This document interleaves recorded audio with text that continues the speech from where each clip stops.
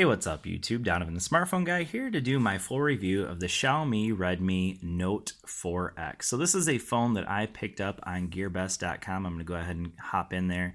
So I picked it up on GearBest.com and I wanted to let you guys know real quick. So I picked it up for when it was $190. So here it is for $176. And I'm going to leave a link down in the description if you're interested in picking this up. But I do actually have a coupon as well, which I'll leave down in the description as well, where you can get it for $170. So this is an absolutely fantastic phone that you can pick up for $170. So let's go ahead and talk about the phone real quick, and we'll talk about what's good, what's bad, what's excellent on this phone. So first of all, this has a 5.5-inch screen. I'm going to go ahead and actually, while I'm here, I'm going to go ahead and pop in here to the phone itself. We're going to go into the description of the phone, and so you can see here we have a 5.5-inch Full HD display. It does have that curved 2.5D glass, just barely. I mean, you can barely feel that curve there on the edges. Snapdragon 625 octa-core processor running at 2 gigahertz, and that, I will say, the 625 processor, huge thumbs up to that one. If you haven't used a phone with it, I definitely recommend it, especially for mid-range phones. I mean, we're talking about a phone that only costs $170 and fantastic processor. So it has the Adreno 506 GPU, Android 6.0, and it is running MIUI 8.1, which is the Xiaomi skin, and we'll take a look at that in a little bit.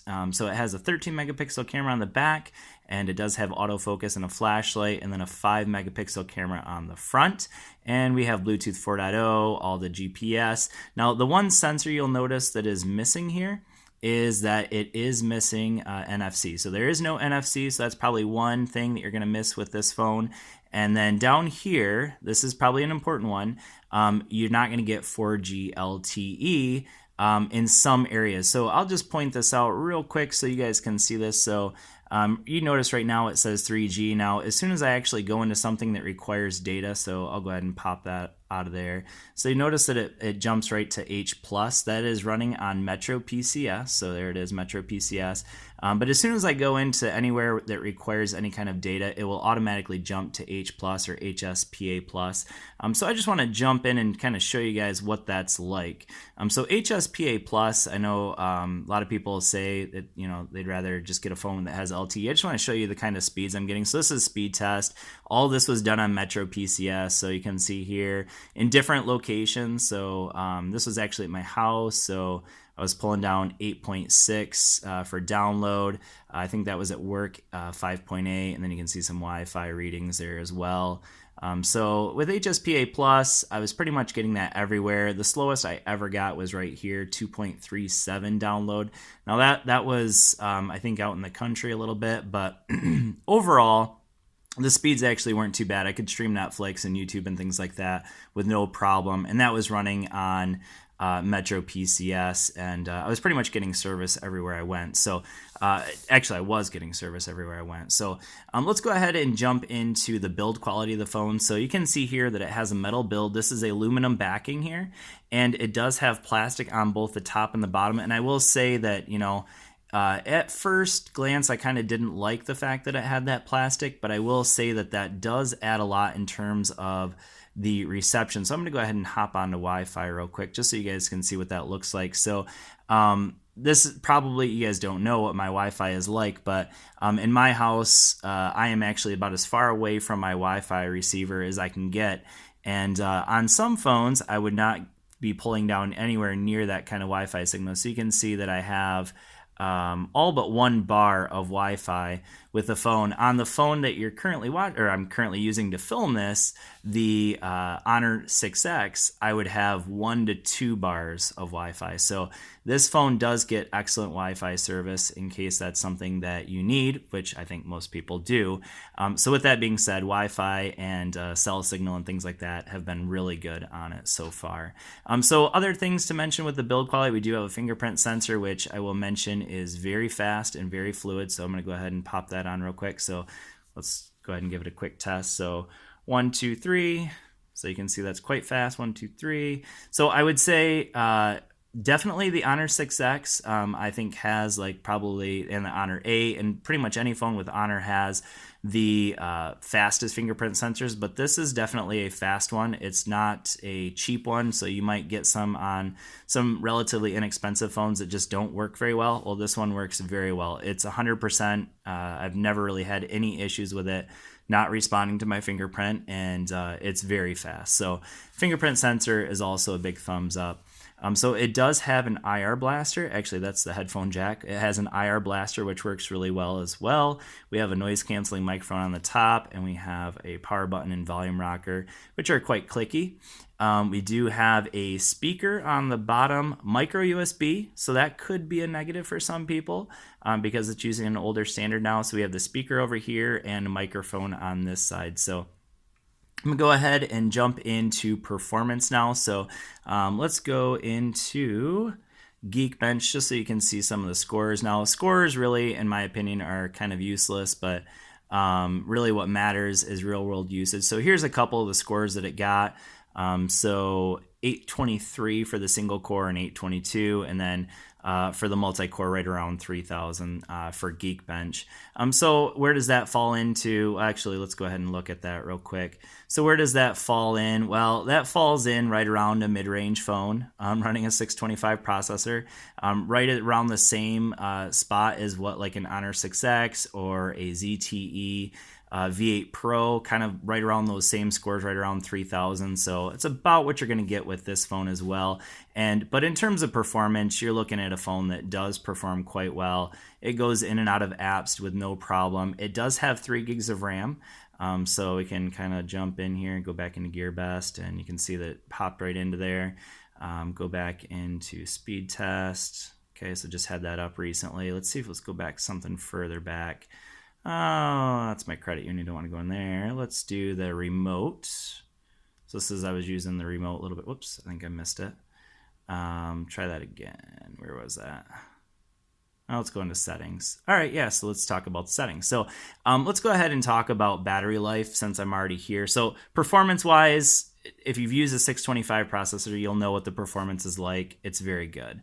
It's not going to be your fastest processor. It's not going to beat the 821, but it's still, for daily usage, for gaming and things like that, you're not really going to have any issues until you play some real high frame rate games. You might see just some slight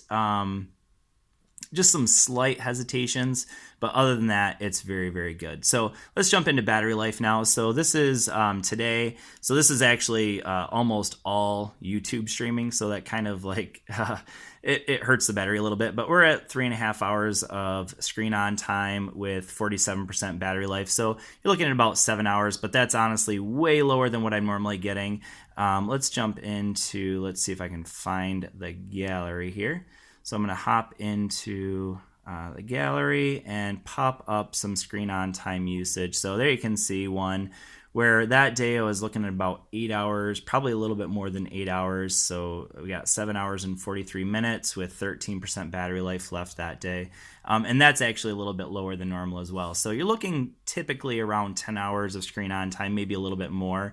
In my usage, I'm a very heavy user. I'm always on social media, YouTube, things like that, Netflix. So I tend to probably kill battery a little faster than the average person, at least that I know. And so with that being said, battery life is very good. Easily a day of usage, and probably for some people, for the average user, maybe even 2 days of battery life. So that's really darn good.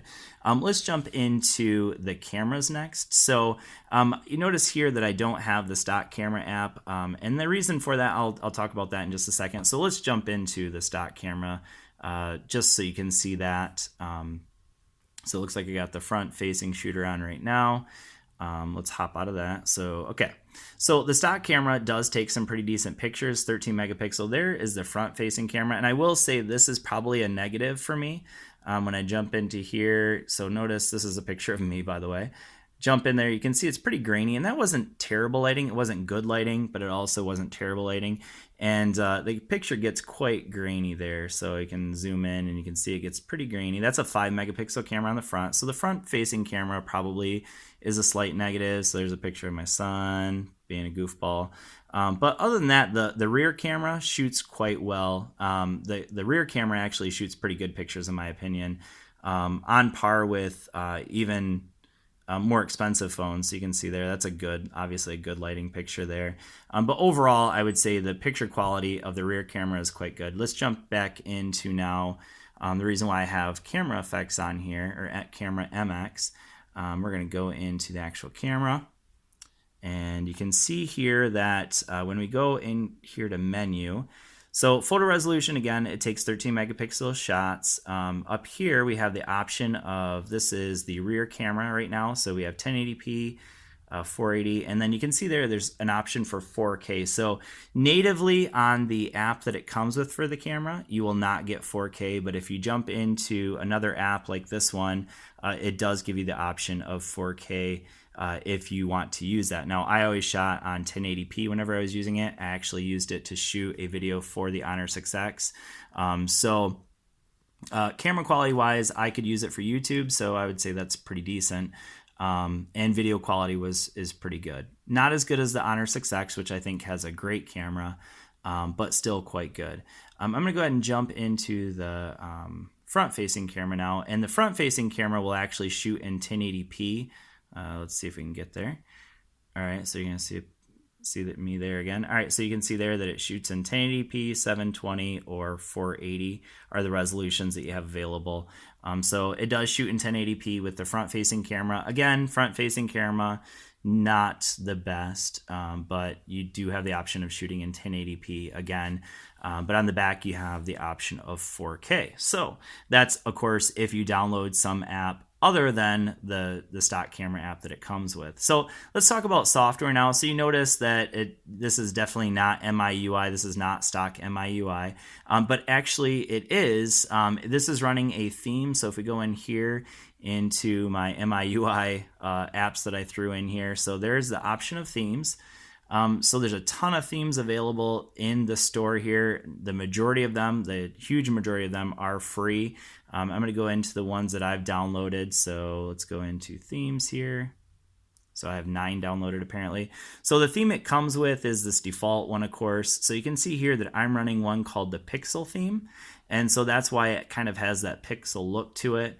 There's also another one called Android N, but just a few of them. I don't think I even downloaded these. These must have come free on it or come with it. But I like this Rain City one. That was one that I used for a little while. But a few different options that are available. There's a ton of options available in that store. These are just the ones that I currently have as offline options. But let's jump out of my account, and you can see there's just a ton of themes available. The reason I picked that one, the Android N one in particular, is because I kind of like a more stock looking feel to my phones, and so that's why I went with that one. But overall, lots of themes available. In terms of software, you got a ton of options here. So one of the things that you might want to know is if the knocking to turn it on works, and yes, that does work with this phone. You have to turn it on, of course. Then we have you can see here kind of a stock look to it. The one thing you're missing with the Android N is that these Twitter feeds would be kind of plucked together, which I do like. And here we have it where they're separate. So I'd prefer to have them in the more Android N style where they're themed together. So all Twitter feeds would be in one notification, which is my preference, of course. And then jump in here into our settings. There's a ton of settings available. They're pretty stock, but then we do have some other options available like dual apps, which if you're interested in checking that out, in my first impressions video, I went over a lot of this software that's available. So that dual apps is a pretty cool thing that you got going on. Excuse me, got going on. There's second space available, which almost kind of creates like a second, not a theme, but like a second phone almost is what it creates. So I don't know if maybe you want to have one look to your phone and then a completely different look, or maybe you want certain apps on one phone and not on the other phone. Maybe if you're hiding something, I don't know. But that is available there. That second space is an option as well. So MIUI, I think, is a pretty darn good software. Now, I don't like it stock. That's just a personal opinion. I had to theme it a little bit, which is cool because it's Android and you can do that. Now, you notice there's no app drawer. That is available if you want it. There are other themes that had the app drawer available. I just chose to go with this one that's got the Pixel theme that doesn't have it. So software-wise, lots of options available with the themes, but very good software in my opinion. So definitely not one that is very stock, but of course you can make it look more stock if you want to. So with that being said, overall, I would say that the biggest negatives of this phone would be the front-facing camera. So that 5-megapixel camera, not the greatest. MIUI is kind of in the middle. I wouldn't really call it a negative, wouldn't really call it a huge positive either. Obviously, a big negative would be those of you that really want LTE. You're not going to get LTE if you live in the United States. If you live pretty much anywhere else, Canada, Mexico, Europe, Asia, anywhere else, you're going to get LTE. It's just that in the United States, you're probably not going to get LTE in too many areas. Because it doesn't have band 12, band 17, the ones that you would use on AT&T and T-Mobile. So that's another big negative. But in terms of positives, you're looking at great battery life. The rear camera, 13 megapixel, shoots excellent photos. The fingerprint sensor is excellent, 5.5 inch HD display. Performance-wise is excellent. I think this is a great buy. For $170, you're getting a fantastic phone.